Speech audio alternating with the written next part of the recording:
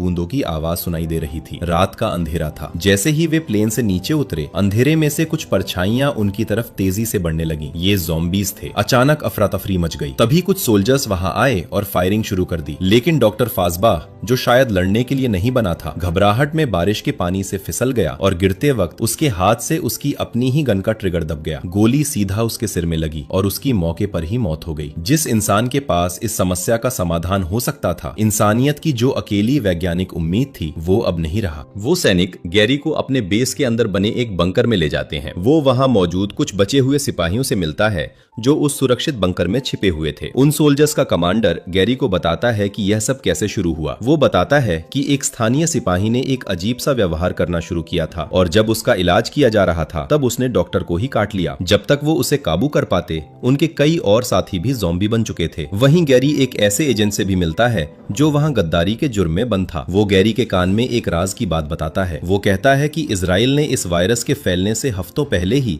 अपने देश के चारों तरफ एक विशाल दीवार खड़ी कर ली थी। वो एजेंट गैरी से कहता है, अगर तुम्हें सच जानना है तो जेरूसलम जाओ। उन्होंने दीवार सिर्फ इसलिए नहीं बनाई कि वे डरे हुए थे, बल्कि इसलिए बनाई क्योंकि उन्हें पता था कि क्या आने वाला है। गैरी को अब अपनी मंजिल मिल चुकी थी। वो रात के अंधेरे में आवाज किए बिना प्लेन तक पहुंचने के लिए साइकिल का इस्तेमाल करता है। लेकिन तभी गैरी के फोन की घंटी बज जाती है। उस एक छोटी सी आवाज ने कयामत को जगा दिया। सोए हुए सैकड़ों ज़ॉम्बी एक साथ जाग जाते हैं और उनकी तरफ दौड़ पड़ते हैं। कमांडर उन्हें बचाने के लिए एक ट्रक लेकर आता है और ज़ॉम्बी को कुचल देता है। जब गैरी प्लेन के पास पहुंचता है तभी एक ज़ॉम्बी उसे गिरा देता है। कमांडर उस ज़ॉम्बी को तो शूट कर देता है, लेकिन गैरी को बचाते हुए एक दूसरा ज़ॉम्बी उसे काट लेता है। गैरी प्लेन की खिड़की से देखता है कि कमांडर एक दरिंदा बनने से पहले खुद को गोली मार लेता है। गैरी और पायलट वहां से बच निकलते हैं और जेरूसलम के लिए रवाना हो जाते हैं। आसमान से जेरूसलम शहर किसी अजूबे जैसा लग रहा था। इसके चारों तरफ मीलों लंबी और सैकड़ों फीट ऊंची कंक्रीट की एक विशाल दीवार खड़ी थी। दीवार के बाहर